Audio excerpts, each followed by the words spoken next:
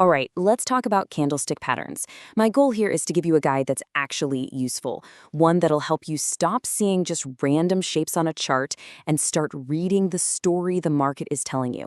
And, that's really the key to making smarter trades. So let's dive in.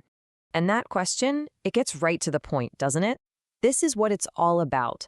We're not just here to learn theory, we're here to figure out how to decode real-time signals on a chart that can genuinely help you decide on your next move. So here's the game plan.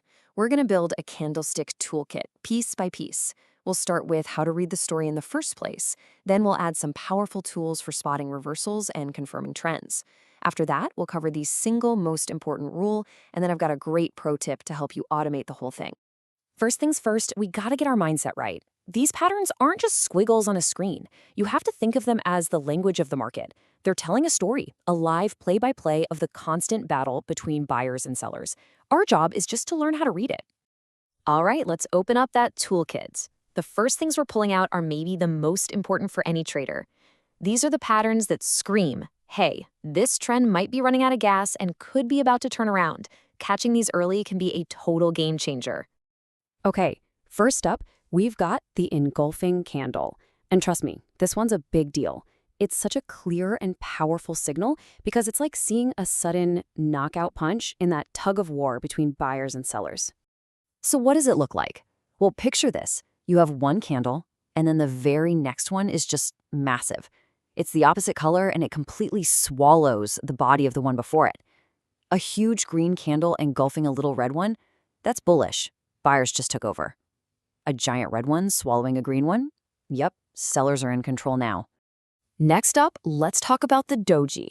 If the engulfing candle is a decisive win, the doji is a total stalemate. It's that moment of perfect balance where neither the bulls nor the bears can get the upper hand.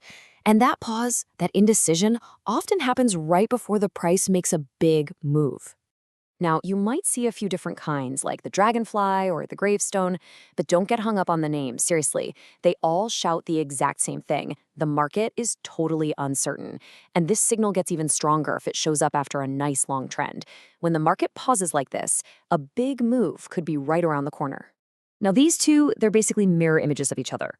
Look at the hammer on the left. That long lower wick is telling a story. It's saying that sellers tried to tank the price, but buyers stormed back in and pushed it all the way back up.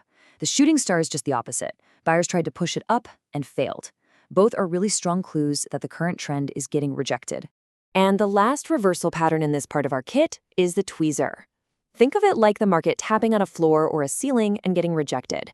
When you see two candles hit the exact same low point and then bounce off of it, that's a tweezer bottom. It suggests a strong support level. The opposite, a tweezer top, signals a strong resistance level has been hit. All right, so now we know how to spot when a trend might be ending, but what if we think the trend still got legs? What if we want to stay in a trade? Well, that's where our second set of tools comes in. These patterns signal that the current momentum is strong and likely to keep going. Okay, this one's called the momentum candle, and you really can't miss it. It's that huge candle that's like 2 or 3 times bigger than everything around it. This is a sign of a sudden, powerful conviction. And when one of these breaks out of a sleepy, sideways market, it can set off a chain reaction of stop losses, basically pouring fuel on the fire. This pattern is pretty intuitive. It's all about repetition.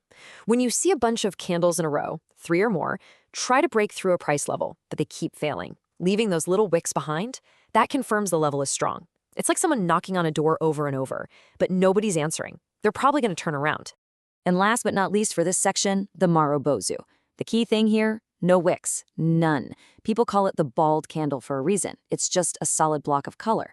This shows absolute total domination. From the second the candle opened to the second it closed, one side was completely in charge. Seeing this in the middle of a trend is a massive confidence boost that it's going to continue. Okay, we've got all these awesome tools now, but, and this is a huge but, we need to talk about the single most important rule of using them.